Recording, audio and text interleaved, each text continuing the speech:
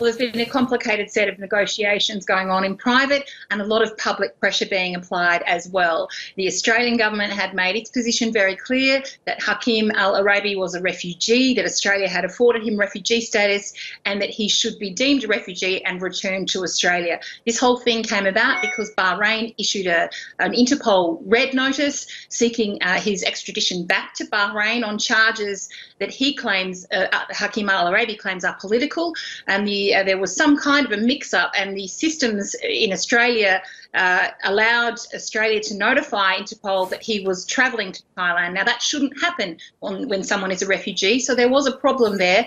And then Australia, at government level, private level, individuals, the football community have all been working to try and get Hakeem back.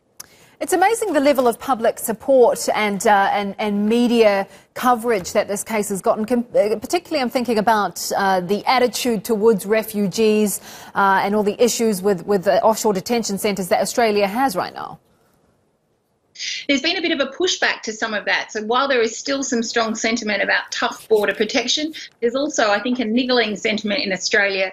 A lot of Australians feel uncomfortable about the way asylum seekers have been treated and the way that our offshore detention centres operate. So you are seeing the rise of a kind of more compassionate attitude here, and this case has come right in the middle of that. You're right about the public pressure, and that was largely due to the gentleman you see beside Hakeem there, Craig Foster. He's a former captain of the Australian national soccer football team.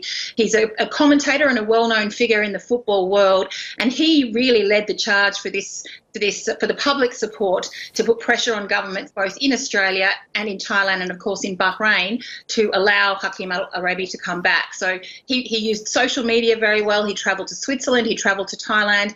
He pleaded to the Australian government, and then the Australian government really pushed very hard, both privately and publicly. The Prime Minister, Scott Morrison, and the Foreign Minister, Maurice Payne, and they're all very pleased at this result.